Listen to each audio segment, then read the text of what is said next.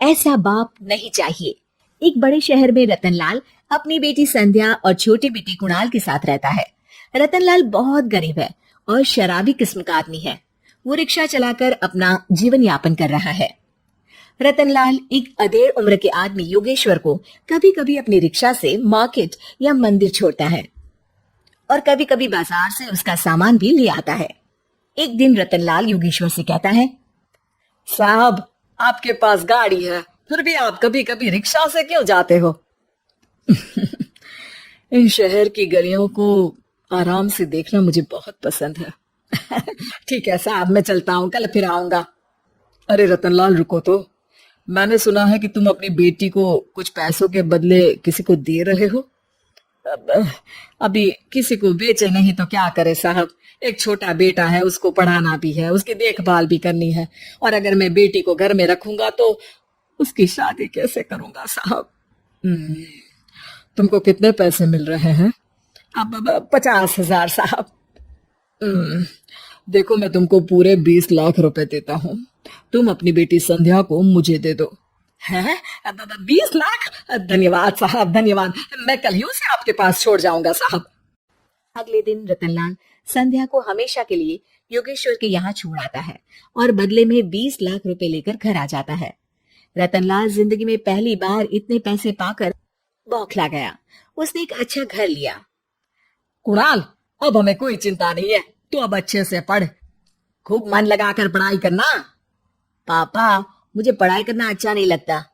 अरे तूने अगर ज्यादा बकवास की ना तो बहुत मारूंगा। कल से तू अच्छे स्कूल में जाएगा तो जाएगा, हाँ बस। कुणाल का एडमिशन एक अच्छे स्कूल में हो जाता है, लेकिन आए दिन स्कूल से शिकायत आती ही रहती है।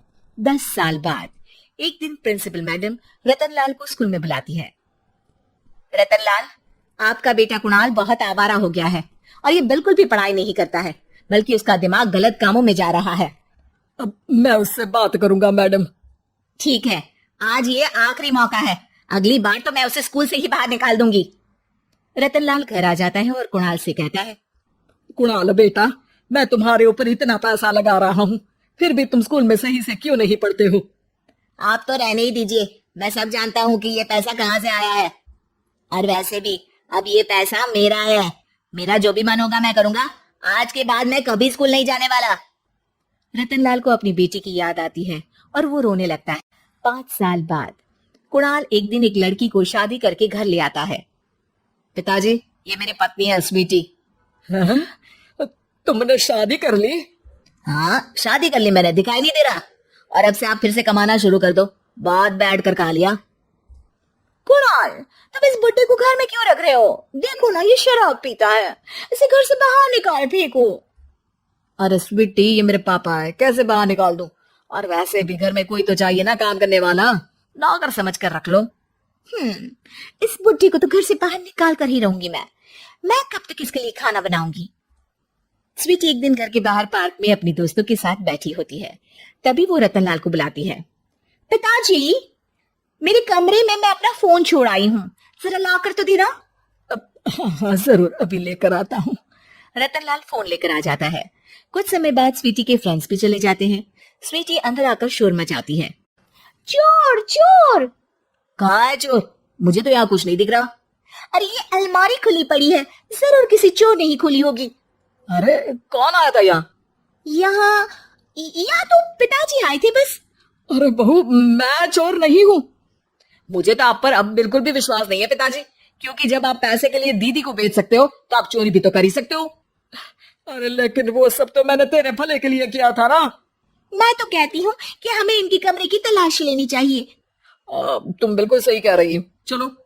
स्वीटी और कुणाल दोनों रतनलाल के कमरे की तलाशी लेते हैं और उन्हें वहां स्वीटी की ज्वेलरी और पैसे मिल जाते हैं।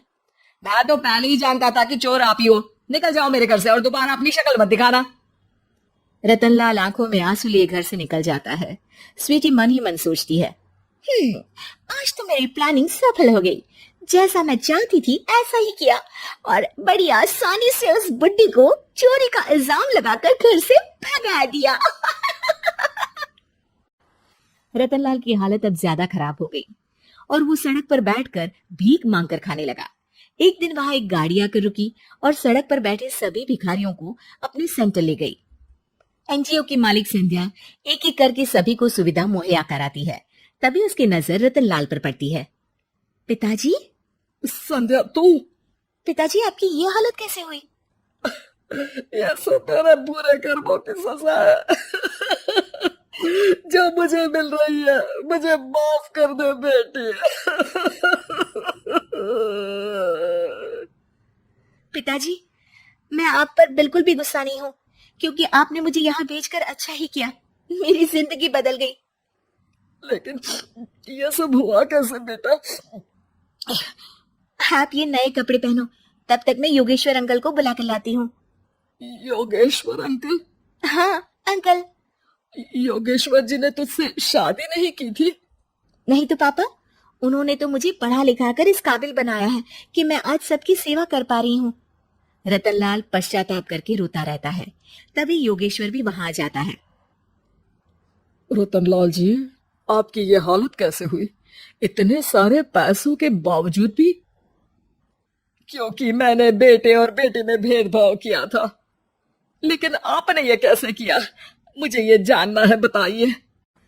सालों पहले जब संध्या छोटी थी, तब मैंने एक बार एक आदमी से तुम्हें बात करते हुए सुना था, जो कुछ पैसों में संध्या को तुमसे खरीद कर शादी करना चाहता था।